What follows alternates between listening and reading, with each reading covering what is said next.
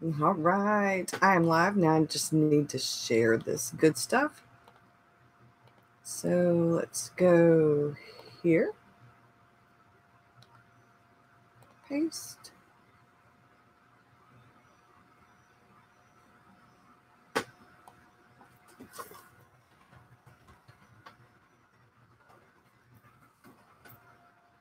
All right.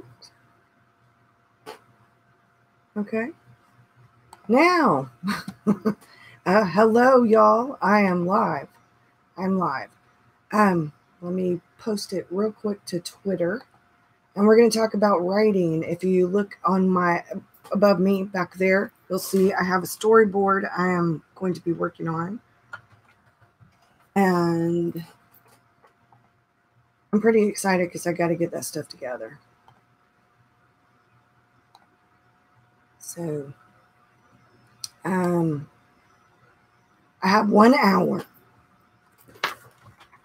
I'm live. Right on Wednesday.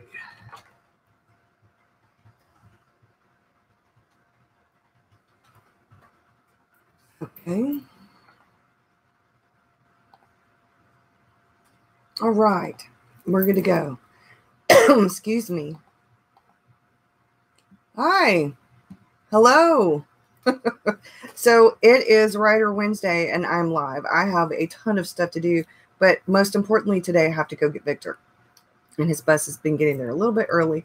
So I have exactly 1 hour to talk. No more, no less. 1 hour. That's it. I've been doing some outlining. I did some basic stuff. Hello. Bring on the tea. There you go. Or coffee. Or wine. Or whatever suits your fancy.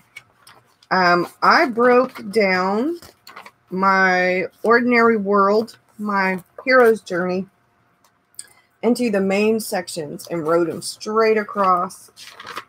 Took me almost 2 pages, and then this is notes. So I have some books over here. I have a storyboard back there. I'm going to be putting my stuff on. Just the basics. I have, I do mine in what I call 3.5 act structure. I take the part 2 and break it into A and B, or 1 and 2, 2A, B. And so I have post-it notes for the main things that are going to happen in each section. I like outlining using the hero's journey, but I am not a real big outliner. I'm more of a pantser of heart. Hello. So I like to have some of my writing just kind of the main things, like the main conflicts, or the main subplot points, those kinds of things outlined. I have notes for each big section of the ordinary world, which is what I'm going to be putting in up there with some extra detail.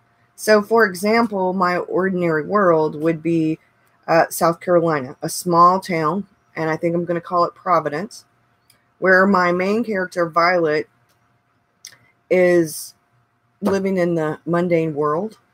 And my prologue opens up with a grandmother being killed by dark magic, black magic.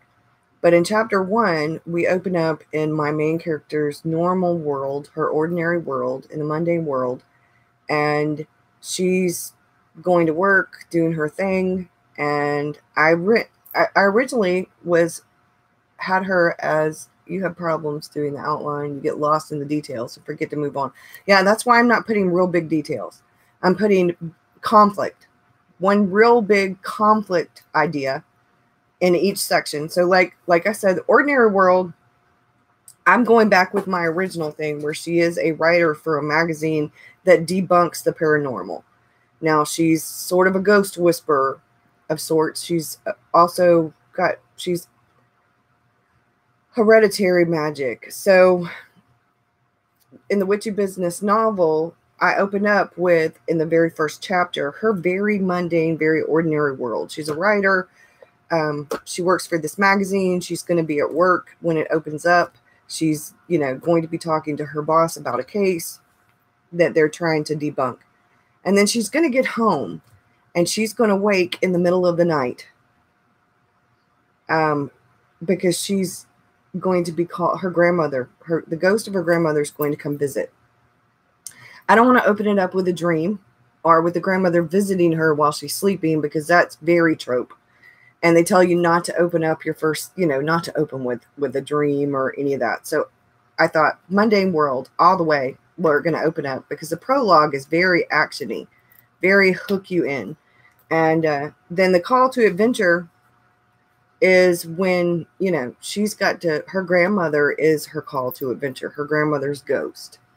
So, but she's going to go back home after the funeral, and she's going to try to be in the ordinary world, and it's not going to work. So I'm actually going to have a refusal of the call, and she's going to come back home.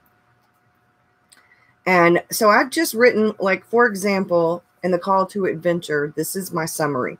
Gran is murdered and Violet's called home. She has to stay if she wants to find justice for her grandmother's death and save the circle, as well as all supernatural beings. But the refusal, Violet returns back to her apartment, to her life in Charleston after the funeral, and walks into her office to find her boss has been killed by the hunters who were looking for her. So now not only does she feel guilt, but now she's really action oriented. She's going to go. So she goes back to Providence. And once she gets back to Providence, she's going to meet the mentor.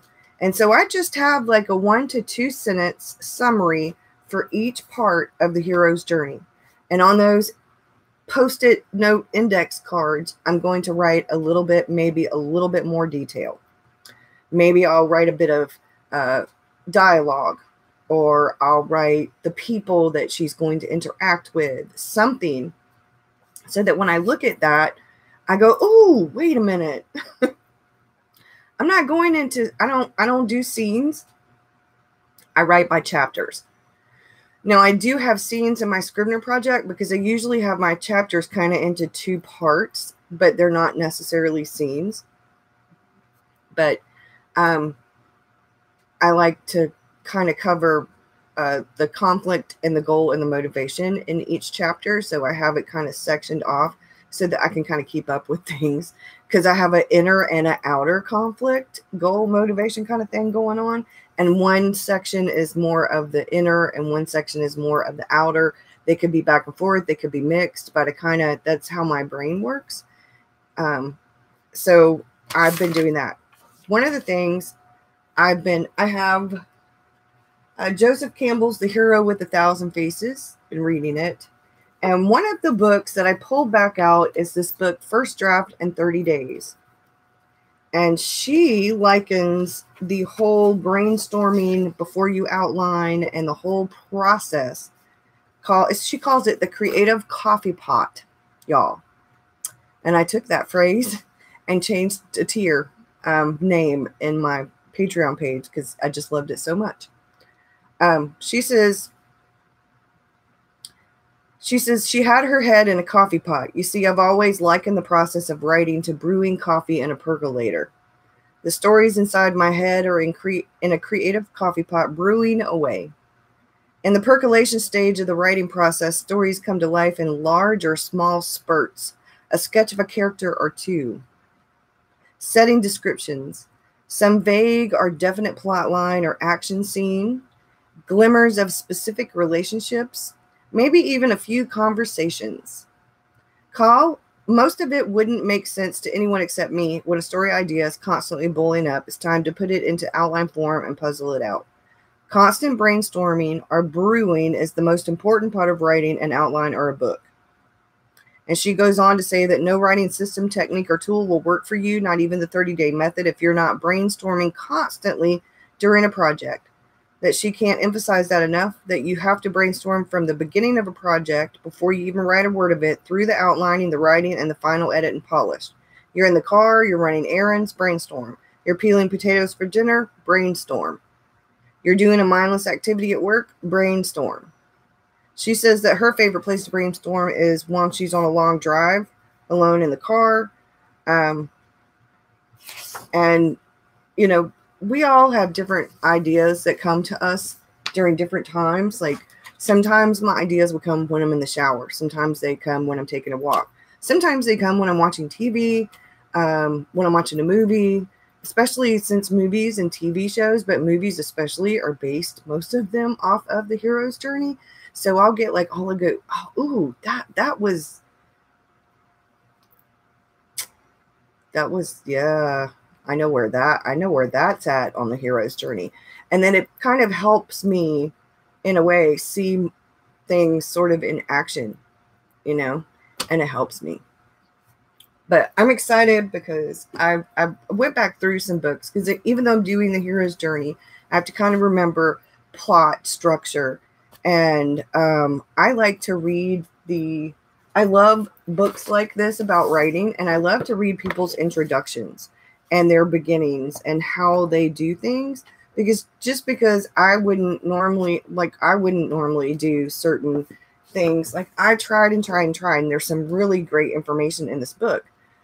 Really great information in this book. And you can tell that I have totally used this book for a lot of information.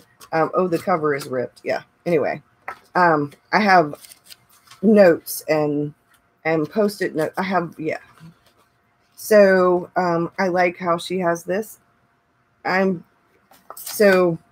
just been kind of going back through in preparation for NaNoWriMo and trying to look at a few things, and beyond the hero's journey, beyond how I normally outline, to kind of get a little bit better feel for how plot structure works, just to kind of, because though I'm going by the hero's journey, we do have, like, if you look up, and the way that I did it here, I do have plot structure down here.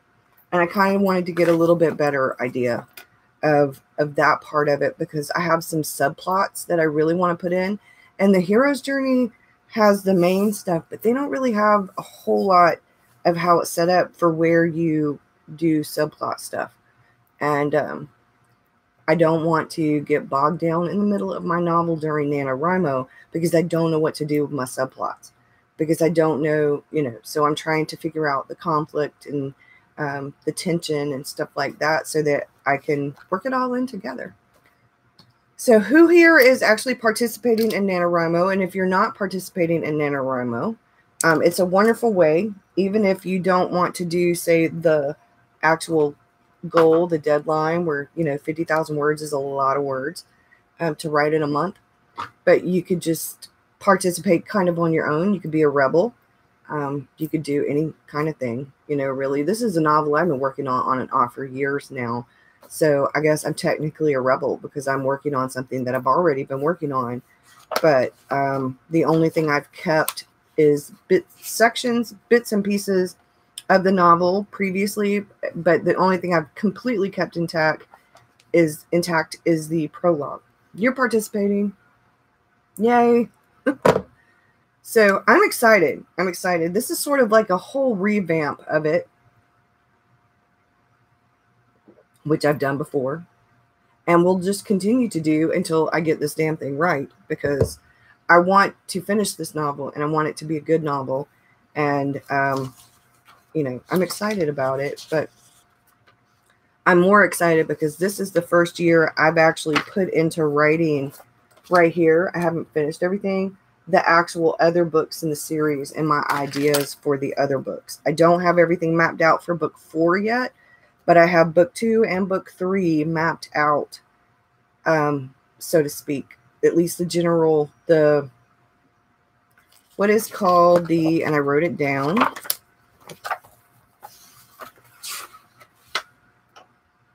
The story goal for each one, the central idea that you relate to the readers, that has to do with the plot, the conflict, and the characters. You're thinking about rebelling because illness and a move messed up your planning this year. Okay, I'm all for being a rebel. I think my big thing for NaNoWriMo every year has been these top 3 things: getting back into the routine of writing, or staying in the routine of writing, whichever category you are in. If you are one of those people who needs to get back into writing every day, or whatever your schedule permits, but you need to get back into writing on a regular basis, NaNoWriMo will help with that. If you're one of those people who has been writing, but you're not writing on a regular basis, it works great for those people too. If you're one of those people that you only write during NaNoWriMo events, that's cool too. Some people don't make the time. But if you're writing and you haven't been writing for a while, it helps you get back into writing. And the community, that's my big thing. The community is great. I know last year was right after my dad died. I hope that you feel better, Callie, and it's not serious. And moving is always stressful. If you're going through something, or you just been through something, or something happens, like my dad died the beginning of October, and I wasn't really ready last year. I wrote to be writing because I needed to be writing, but nothing I wrote was really worth a crap. I think I wrote a total of maybe 2 paragraphs all together last year that was really worth a crap. And that was my idea, was to revamp the novel. So I've been working on revamping things since then, and I did that kind of in the 2 camps over the summer, reworking some things. But I realized that what I wrote wasn't worth much. So the idea this time around is to really get cracking with it. I don't expect to write the whole novel during NaNoWriMo. 50,000 words is right at about, it's almost 3/4 of my novel.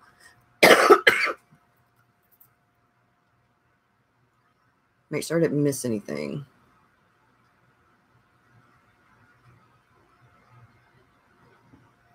Oh, I'm a distracted plotster. Yeah. I'm distracted all the time. I get so distracted easily. That's why I'm like, I kept on talking. I had that idea. And then after I got the idea out, then I went back to go, Callie, hey, I hope your illness isn't serious. Everything's okay. And moves are stressful. Because if I don't get it out, then I'll forget where I was going. And that's not good. You don't want me to get too distracted. Then I'll get really rambly. And then this video won't end up being about writing. And I really want it to be about writing. So I'm thinking that I've done, I don't know, a ton of videos about our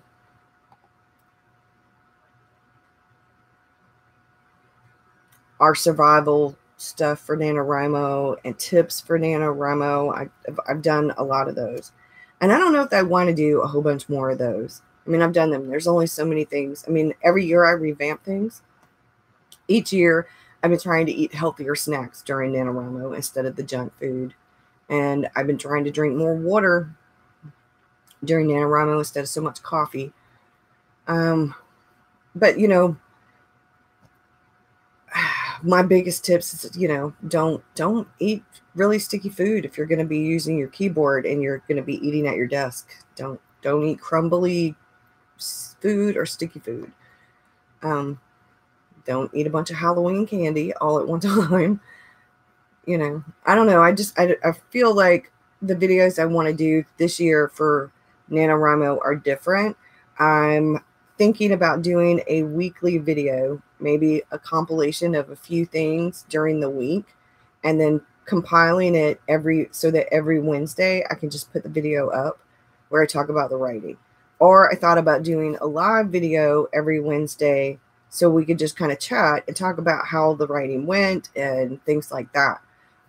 Because I'm okay.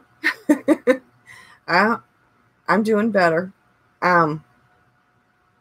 Because editing takes time to do that. And if I did live videos, everybody else could kind of chat too. And then it doesn't require any editing.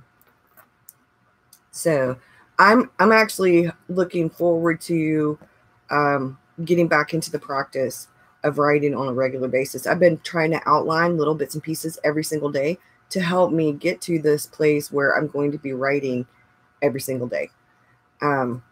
Because I haven't made time for my writing on a normal, regular, everyday basis in probably 2 years. I do write on and off, but not routinely. Not like where I make it a point and writing is actually, it's supposed to be, but a lot of times my writing ends up being more journaling about my writing instead of actually working on my book. And that helps, but it's not the same thing. Not the same thing. So I feel like it's time to I've been changing things.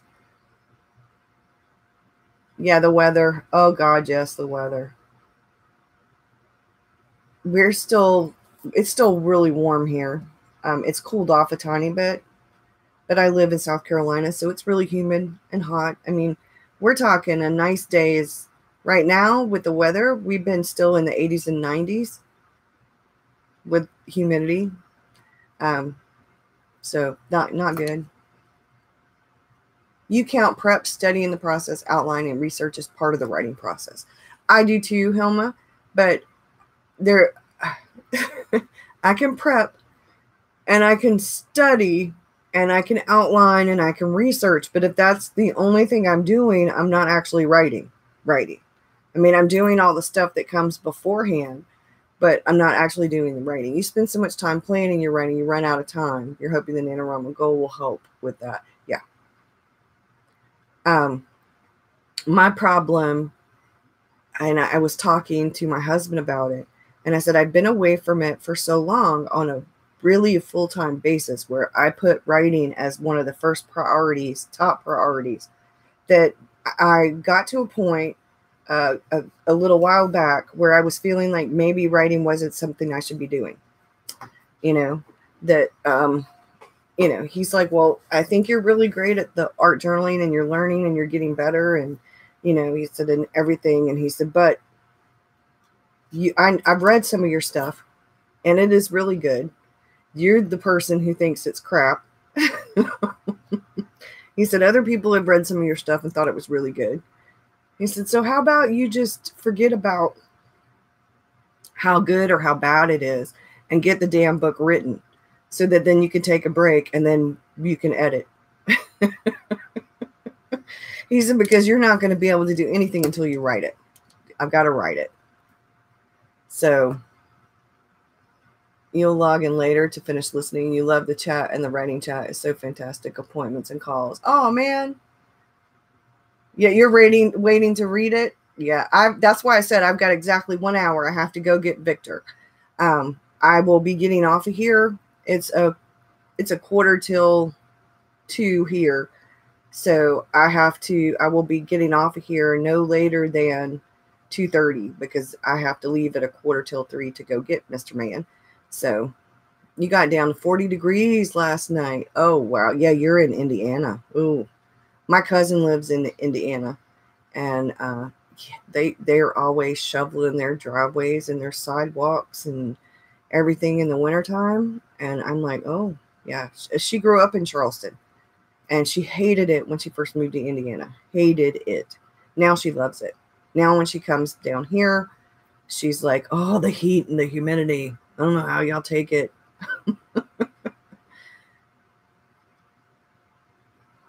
Thanks, Rachel. So one of my checklist things for NaNoWriMo, my big checklist thing, other than the storyboard and my writer's Bible, and stuff to help keep me motivated and to use for resources like the writing books and stuff. I really like these, and the Writer's Compass is probably one of my favorite books. Is to make sure that I have something where when I take a break from this stuff, I can really take a break so that I can refresh my brain. So that's usually where the art comes in, or where reading fiction comes in, or where taking a walk, or getting out of the house, and going somewhere, maybe for a little drive or something. But this year, I'm going to go back to what I was doing the first few years before I was on YouTube and when I was first on YouTube. I think on a couple of days a month at least, I'm going to try to go somewhere, either take my own coffee and go somewhere else and go write, or go to Starbucks. I can't afford to go to Starbucks every single Friday, not for $6 a pop for coffee. But because I'll end up drinking two, so it'll end up being like $11 or $12 instead of just the $5 or $6. And that piles up over the course of a month if I go every single Friday. That's what I did for one of the NaNoWriMos, and it really helped me. It helped me get out of the house. I did writing because when you're at home and you're writing, the dishes and the laundry start calling you, and it makes it really easy to procrastinate with the writing when you're going, oh, but I really need to do the dishes. I don't even like doing dishes. Oh, but I really need to get the laundry done. Oh, but I really need to clean up my table. Oh, but I really need, and then I'll end up procrastinating the writing. So it really helped me get in at least an hour to 2 hours worth of writing by going out of the house and just taking my laptop. And even have to have the internet on, just having Scrivener open and writing and saving my document when I was done. You know, I don't access the internet when I'm out like that. I will sometimes take a picture, post it,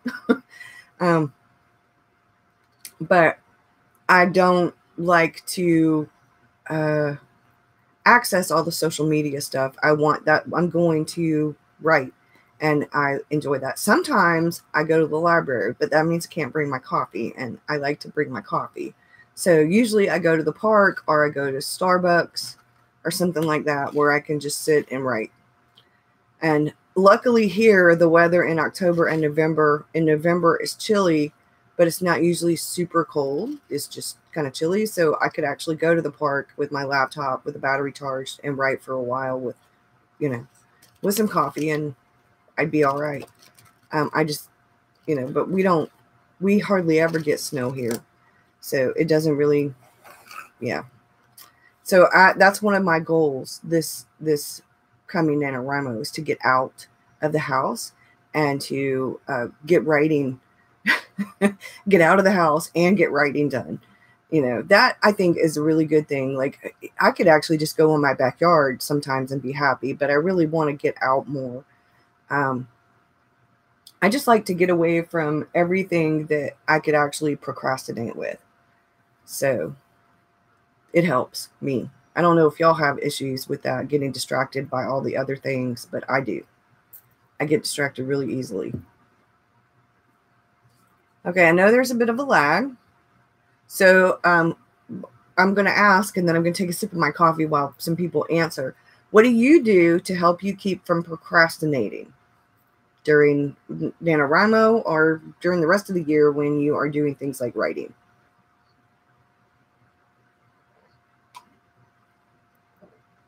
Because I have real issues with procrastination sometimes. I get busy with everything else and I end up putting the writing last. Like I'll journal, I'll read, I'll clean. You need to get out. You think procrastinate way too much when you're home. I do too. That's my big problem. That's why I said at least once a week I get out for 1 to 2 hours minimum, 1 to 2 hours, and write. Take my laptop. My husband got me that really pretty little laptop. Now it's a little when it's slow for, like, I don't know that I could do video editing much on it, but because it's an inexpensive one, but it's perfect for writing, for doing blog posts, for getting on Facebook and checking emails and stuff like that. He's like, I didn't do very good. And I said, well, we were limited on money, on funds, and I really needed a new laptop for writing because I like to be more mobile when I write. And I said, for my writing, it's perfect. I keep seeing the advertisements for the Surface Pro 6. I could write. It could be tablet. It could, I could do digital art, and I could take it writing, and I could edit videos. So I'm thinking, I would love to switch to Apple products, but I can't afford Apple. And the Surface Pro looks friggin' awesome because I could do everything on it. I could do art, digital art, to do PDFs and stuff with. I got to learn how to do that first. And I could do my writing on it for like certain things. Because if David ends up going back over the road, I'm going to be taking my camera and the basic minimum art supplies and my computer. And if he goes over the road and I want to put videos up, I'm going to need something else other than the little laptop he gave me, because I don't know if I could do videos much with it. You get the Surface Pro. You got one last year and love it. My daughter has the Surface Pro 3. And she said, Mom, it's okay. She said, but if you're going to get one, save your money and get the good one, the ones that they've just, So she said, get the 5 or the 6. I was like, okay. Or the newer one that they come out with. So that's what I'm going to do, I think, is save all my money and next year, so that for Christmas next year, I can do that. It'll give me 1 year to take some art classes and learn how to do stuff for real. It'll also give me a chance. And then I thought, well, God, if I could spend that money that I'm going to take for the art classes and the writing course I wanted to take, and then I could just get the Surface Pro, I'd have almost enough money if I paid for those classes to actually buy the Surface Pro. So I don't know. I might just be saving. I might not be taking any classes next year. I might just wait and get the Surface Pro and then start saving some more money for classes. Because I don't know, I keep learning on my own and I'll keep watching videos, and, I think sometimes learning on our own is good. And then other times maybe we learn the not so right way, and then we have to unlearn the wrong way to learn the right way. I don't know. But I'm definitely more of a hands-on kind of person anyway. So that's why with the writing stuff, I can read as many books as I want to. And the reading helps me, but until I actually put it into practice, it doesn't do anything. Reading alone is not going to work for me. I have to actually put it into practice. And I started putting like Save the Cat into practice. Didn't work for me at all. I do use some of the things I learned from Save the Cat for plot structure part, but putting it into practice is a whole different ballgame. So the last few years have been figuring out outlining methods that might work, combining some of them, like the hero's journey and some of the plot structure method, different things. And I have sort of this hybrid method of outlining that's a cross between being a plotter and a pantser, and using the hero's journey and 3-act structure. I don't know. I like finding my own way through things, I guess. Your daughter has one for college and she loves it. Yeah. Everybody I've talked to who has it loves it. Everybody I've talked to. At least the Windows people. And I mean, I realized that I love the way the Surface Pro looks. I watched that commercial, and then I watched some video reviews of them, and I'm like, oh yeah. So I got to move this fan a little. It's getting warm, and it's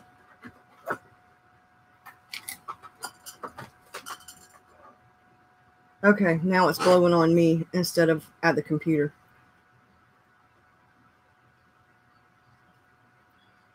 You can see I'm sweating. It was cool in here earlier because of the air conditioner. And now it's getting to the part of the day where it's getting the warmest part of the day. So yeah, it's starting to get warm in here now. I might have to drive with the top down on my car to go get Victor, because it's actually pretty nice outside. We don't have any rain for a change. I don't see any rain clouds. Victor really enjoys when I drive with the top down, as long as it's not super hot. So, writing. Okay, so procrastinating. You'll think about procrastinating tomorrow. I hear you. Procrastinators unite tomorrow. I took down a tiny bit. I wrote some notes about something I wanted to cover in one of the writing videos.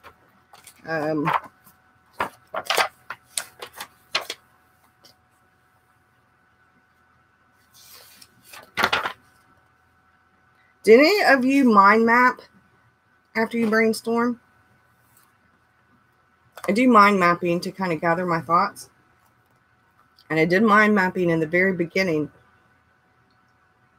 when I was getting all of this together, but I haven't done very much mind mapping since. And I thought where I'm at right now with the character stuff, that some mind mapping about some character stuff might be a good idea.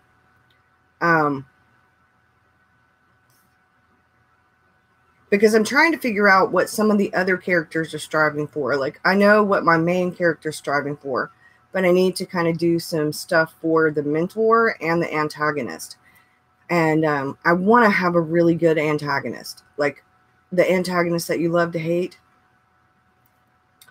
So I'm thinking about doing some brainstorming and then some mind mapping for my antagonist, because I really want to get things so that I have this like great antagonist. You need to have as good an antagonist as you do a protagonist. So that's where I'm at in the next step of my character stuff, is for my antagonist, because I've done the protagonist and some of the main characters. I have left the big two that I have left out of the main characters are the mentor and the antagonist. And I was just thinking out loud, like that's what I wrote down. Because there are some forums like in NaNoWriMo and stuff, and I haven't checked, and I was thinking about checking.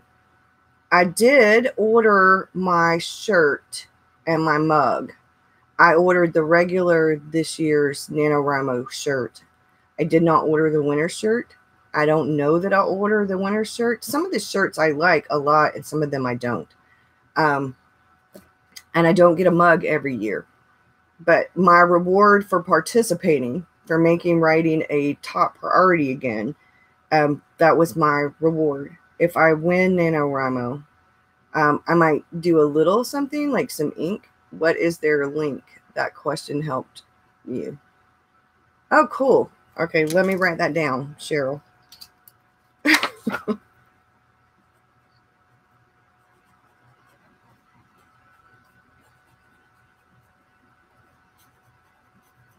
I'm also got to do a new timeline, because I've changed so much in it that my old timeline's not going to work.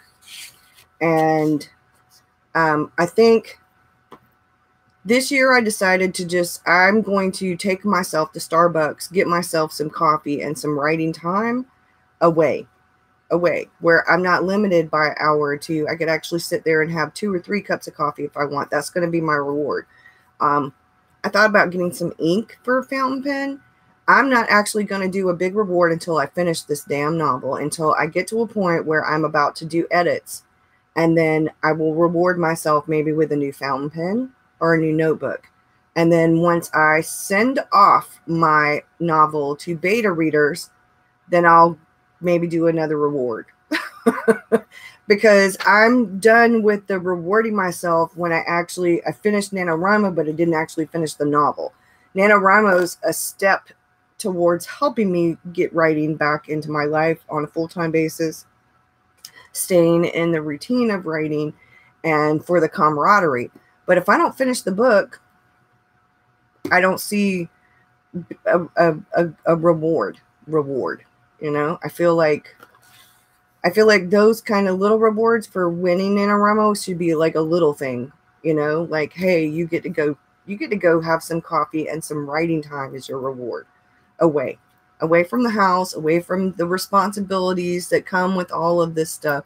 And you get at least a half a day free to just write, where you don't have to think about cleaning or cooking or art or video filming or anything else. You don't have to think about being on social media. You don't have to think about nothing and nobody else, just the writing.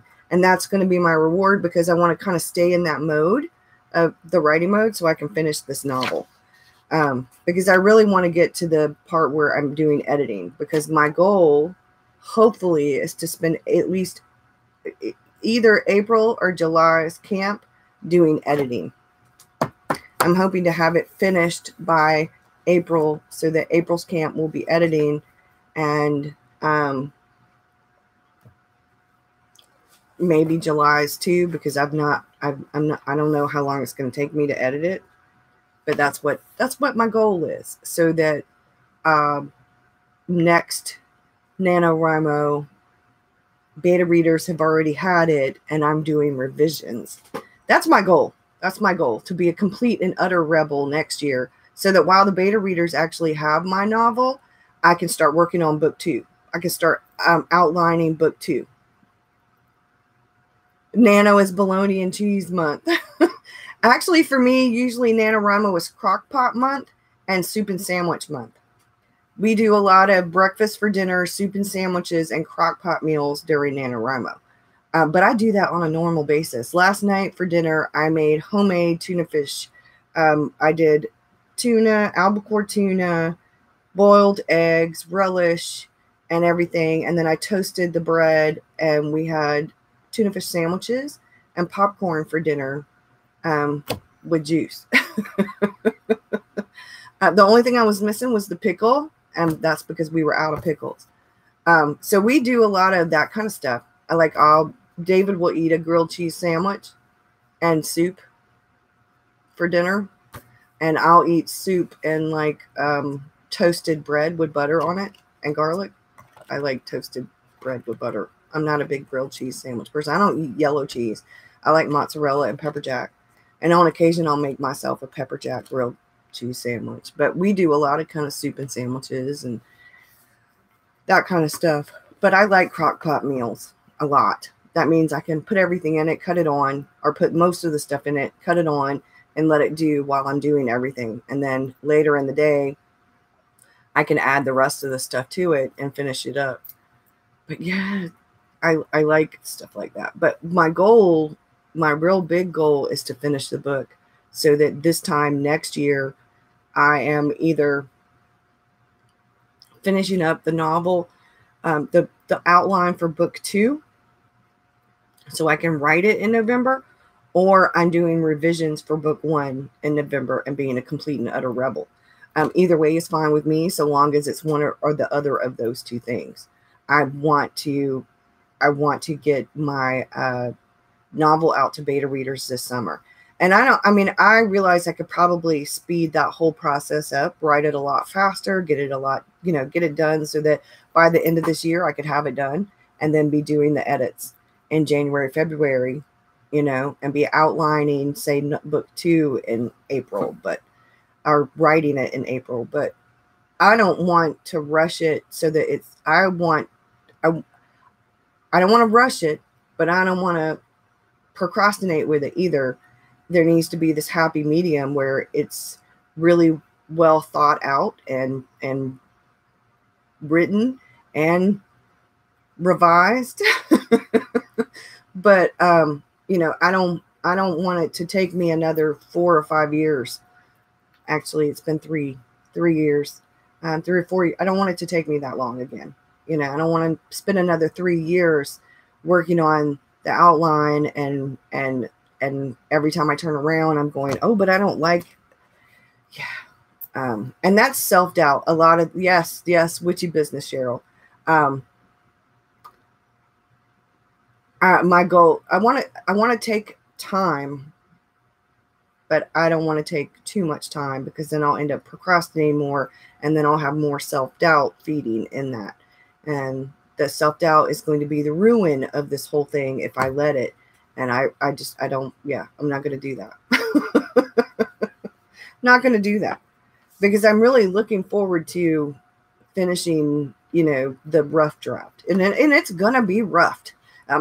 It's going to be a rough one. Ooh, it's going to be a rough one, but that's okay, because that's what all of this is about. It's getting the words out there, and so that I can go back through, take a little bit of a break from it, say in January. I'm hoping to get it finished in December or January, so that January, February, some month right around there, I can take the break from it and start writing out book 2, the plot line for book 2, and the hero's journey and the plot line. And then after taking a break from it for a month, get back into it, do revisions, do some editing, and then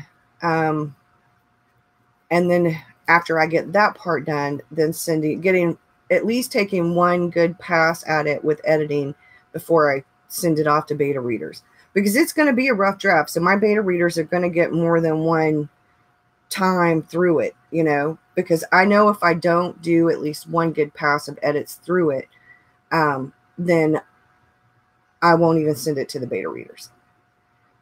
If I do the one pass and I don't send it to them and I wait until I do another pass of editing, then what's going to happen is I'll make excuses. I'll start procrastinating because self-doubt, that fear, all of that, the imposter syndrome will start eating away at me. And then I'll be like, ooh, it's awful that beta readers aren't even going to, they're not going to want to read it. They're not going to want to read it. I don't need to send it to them. I don't need to send it to them. I'm not really a writer. It sucks. It's going to suck. And nobody's going to like it. And everybody's going to be like, I don't know why Burgess Taylor was talking about writing on her YouTube channel, because, you know, she sucks. She can't write a lick. And, you know, I mean, those are the things that kind of, so I know I've got to get past that fear and, you know, just do the thing. Just do the thing. You got your series down. Just has to be written.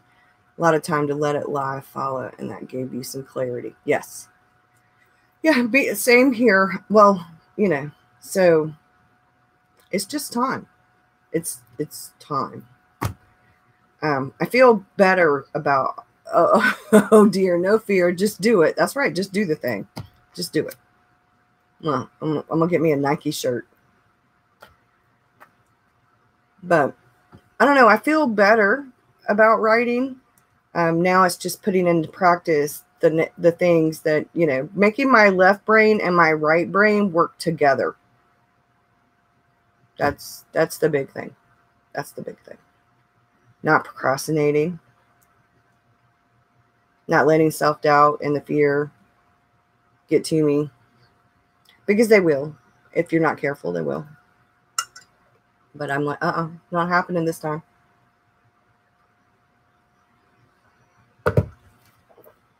So I've been every day getting out my stuff and getting out my writer's Bible and working on bits and pieces of character sketches, the outline, all of that stuff. I've been working on it at minimum for 30 minutes a day, sometimes up to like 2 hours, 3 hours.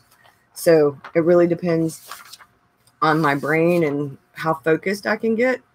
But I'm excited because I'm really into it. I have issues with names. I want to change everybody's names. You really can't wait to read it.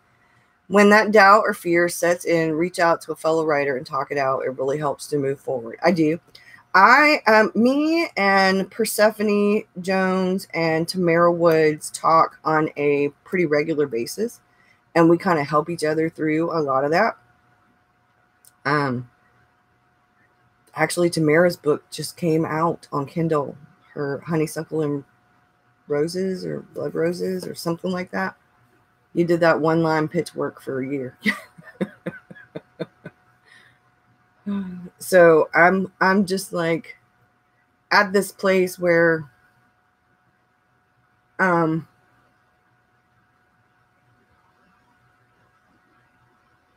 don't want to be talking about writing. I want to be doing the writing.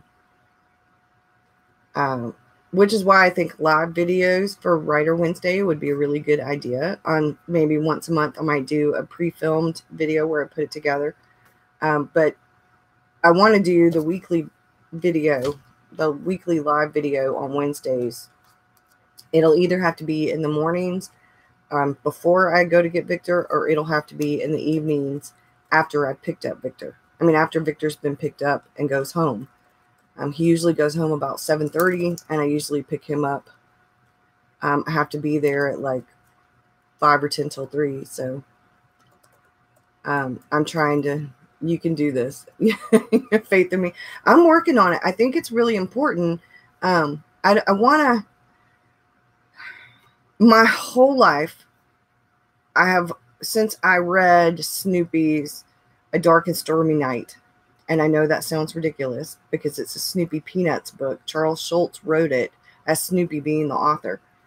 But when I was a 6 or 7 year old kid, you know, I was like, if Snoopy can write a book, I think I was 6.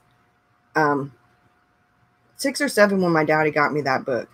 And I remember thinking, because I loved books. And my daddy would buy it. My mom and my daddy bought me books all the time. And I remember thinking, well, Snoopy can write a book. I can write a book. You know, I mean, at the time, I was a little tiny kid. I was Victor's age. And then that sort of mentality, I've always had this idea of, you know, in the back of my head, this goal of I want my book on the shelf at the library or in the cart at the library, because I was a library kid. All the other kids were doing all different kinds of things, and I was asking my mom if I could go to the library on Saturdays. Can you drop me off at the library? Well, you know, well, I don't have time. I've got to go do blah, blah, blah. I'm like, that's fine, Mom. You can pick me up when the library closes. I just need a bag lunch. I'll go outside and eat my lunch, and then I'll go back into the library, you know. And I would spend all day at the library on Saturday and not think anything of it, because I loved the library. I'd return my books and check out books and spend the day reading books that, you know, I was so excited, boy. I was more excited about getting my adult library card, I think, maybe just a little bit more than I was when I actually got my driver's license. That was a big deal, boy. It was a big deal getting my adult library card, because when I was in the 3rd grade, I was already reading at like a 5th grade reading level. So by the time I got to the 5th grade, reading kid books or books that they, you know, I was like seriously ready for the adult library card in the 4th or 5th grade. Your self-doubt's there too. Yeah. And I think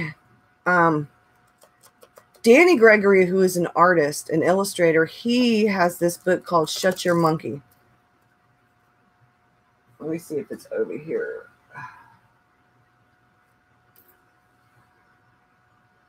I have it somewhere.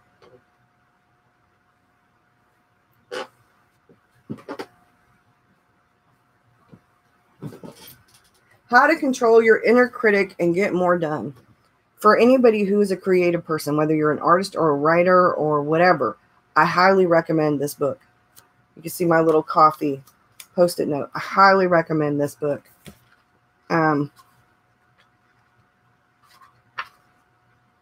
He gives us, these are the different faces of our what he calls your inner critic, your monkey.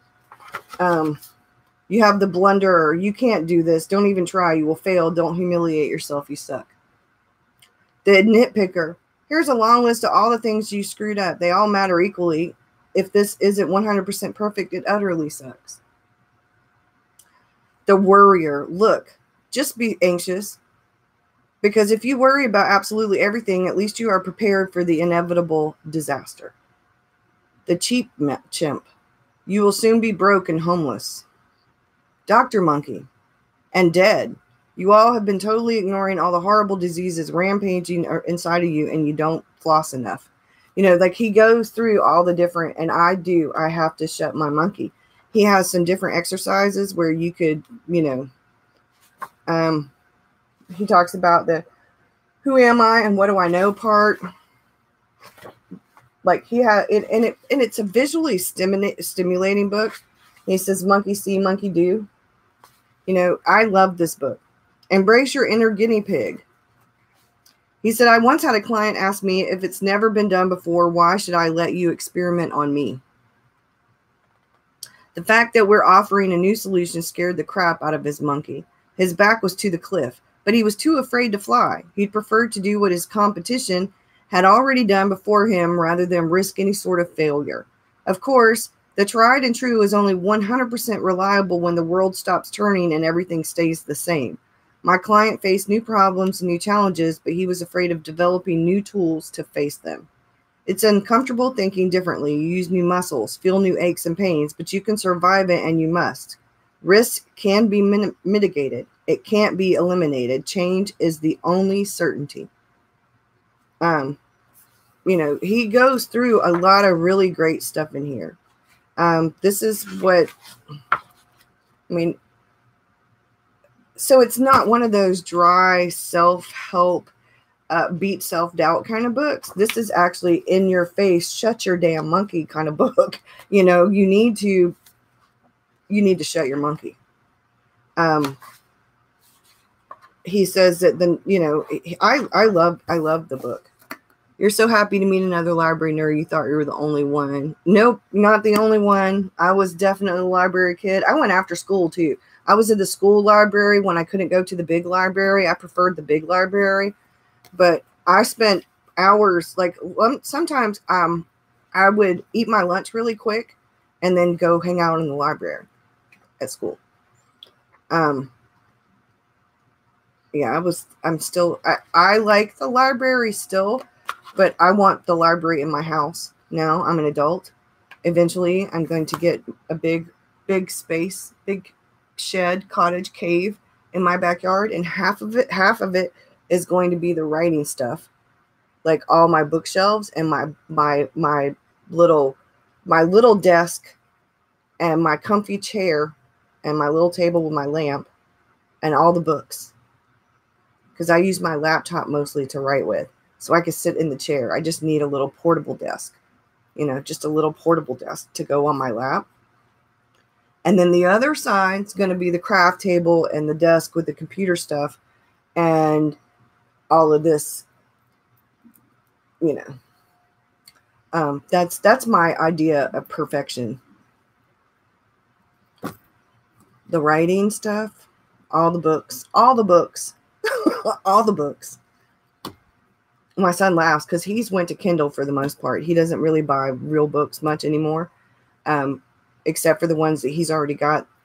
And I rarely get books on Kindle. I like real books, even if I have to buy them used.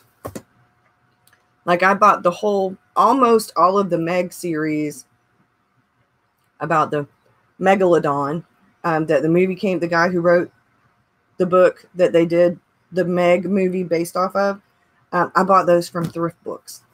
I don't care. Sometimes if they're used, I don't care. But like for Stephen King, I try to buy the first edition. I try to buy it when it comes out, or right after it comes out, when it's went down just a tiny bit. But yeah, big library brat here.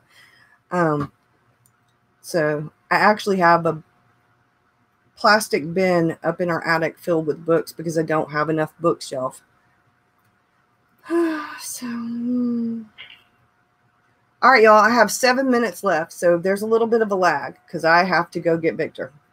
And if you have any questions, you can put them here. If you want to, you can put them in the comments after the video goes up. For those of you who are watching later, if you have questions, I will try to answer them in the next video that I do. I'll be doing another Writer Wednesday video next Wednesday.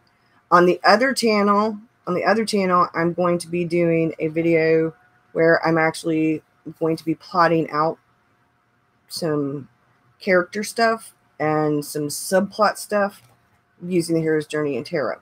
So I'll be getting that video up before the end of this week. I'm probably going to be working on that tomorrow so I can get it up on Friday on that channel.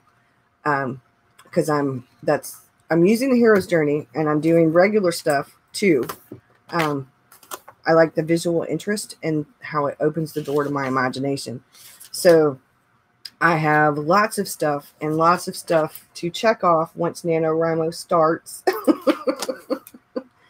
I'm super excited about NaNoWriMo. I have to get next Friday, not this Friday, but next Friday, I'll be getting my supplies for NaNoWriMo. Some extra coffee creamer, some bottles of water, some licorice. I like the strawberry licorice. I don't like the black licorice. I like the strawberry one. And I'm going to try to get some. I've got grapes I want to freeze. I need to wash them. I'm going to freeze them. I like frozen grapes, the green ones. And there's a couple of other things like some dark chocolate and some trail mix stuff. So next Friday, I'll be buying some supplies. Because, y'all, today's the 17th. Next Friday's the 26th. After that, we don't have quite a whole full week because the next Friday is the 2nd of November. So we are closing in. We've got about a week and a half, give or take, left before we start NaNoWriMo because NaNoWriMo November 1st is on a Thursday. Yes. because that calendar unfortunately starts on Sunday. My new one, I think, starts on Monday. I hate a Sunday start. My week starts on Mondays. So Sunday's my day of rest. That's the day I don't do much. That's the day I pull everything together and do my planning and stuff like that. And so I catch up on stuff for Patreon. And I try not to do a whole lot of filming and stuff like that on Sundays. That's usually my day off. So, yeah. Okay. I don't see any questions. 3 minutes. I don't see any questions.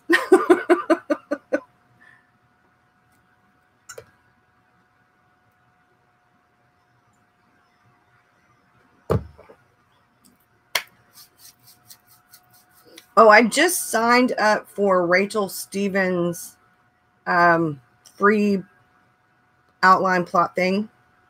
She gets emails, NaNoWriMo prep and stuff like that.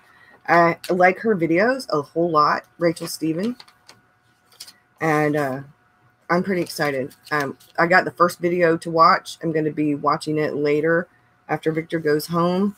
And so I'm excited. I'm excited. If y'all haven't, she just did a video. She gave some NaNoWriMo prep stuff.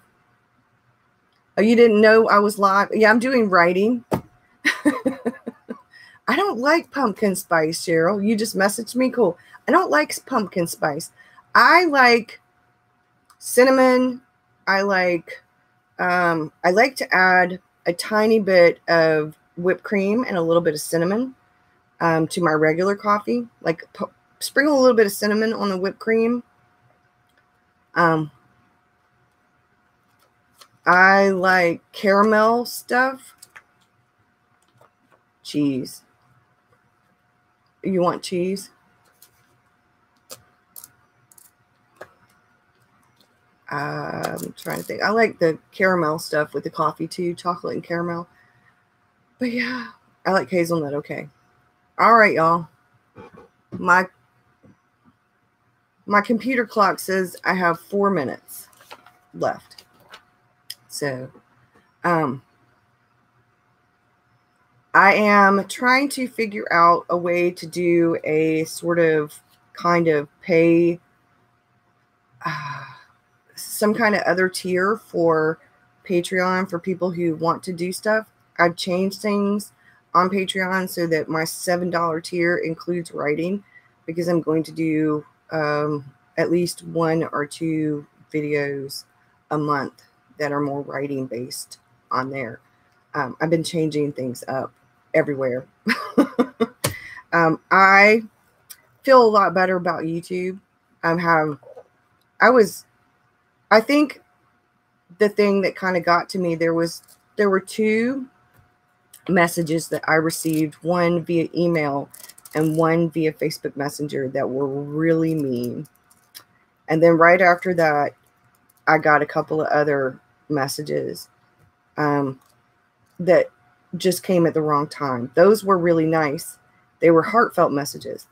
And I think I miscommunicated some things, and I think other people did too, but it all got sorted out in the wash, I think, in a way, because, you know, I tend to sometimes overreact like most people, but I tend to follow my heart. Once the anxiety can calm down and the ADHD isn't so distracted by all of the things, especially the anxiety.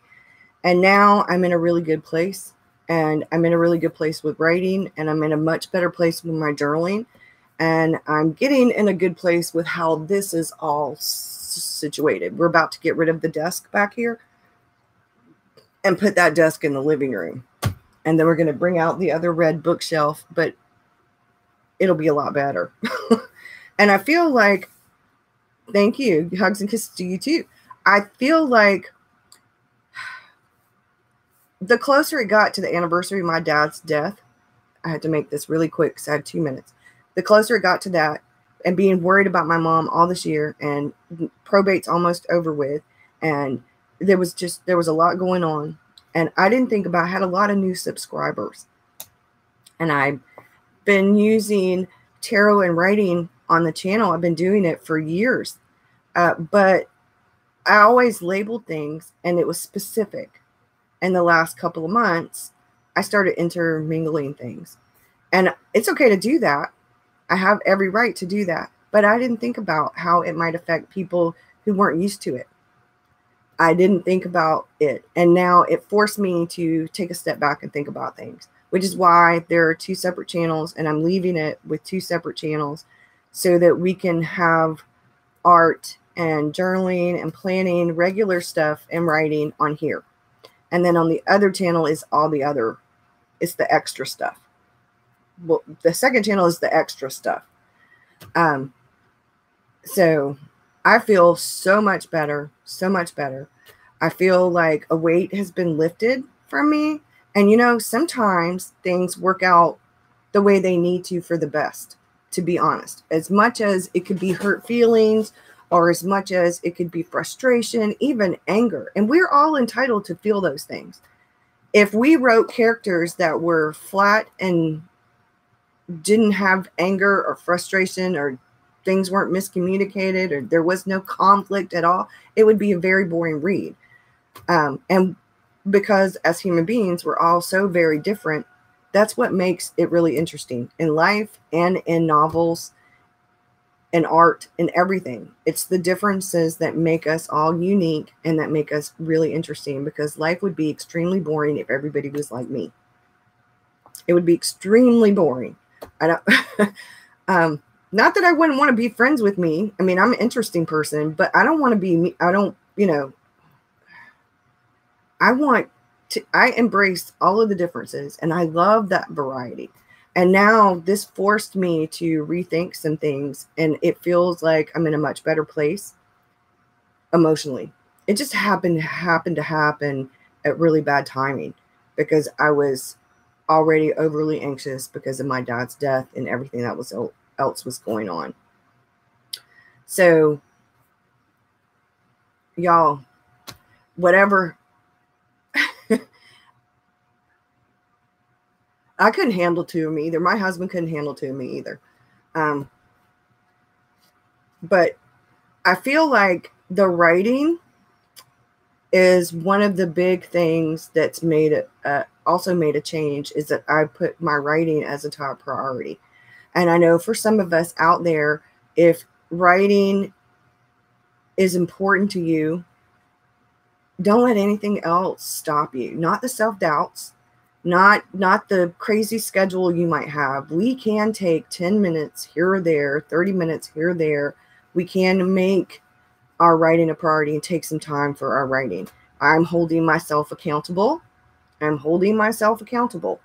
I'm going to be holding myself accountable, and I'm going to try to make the writing chats every Wednesday live, so that I can actually show you in here. And I could pull up my laptop, put it on the table, and pull up my laptop, pull up my Scrivener screen, and actually show you. There is a way that I could probably do this, show you the screen on here, but OBS takes so much of the oomph when I go to do live videos that my internet can't handle it until they fix whatever this issue is with my internet. So, but I will figure out a way, because these writing videos during NaNoWriMo, they're going to be part of my accountability, and we're all going to hold ourselves accountable. If you want to participate, cool. If you don't, that's okay. You can just lurk.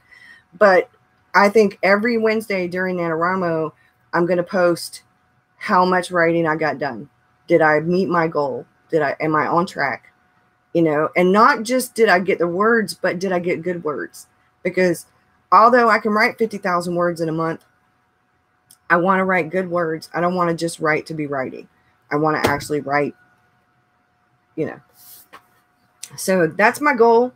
That's my goal, and I'm sticking to it, and I'm holding myself accountable. So I'm going to go. I'm 3 minutes past what I was supposed to be doing, of course. Y'all have a great one, and I'm going to go get my little man, and I've got some homework I'm sure to help him with. Y'all have a good one, and I'll see you again soon. Bye, y'all.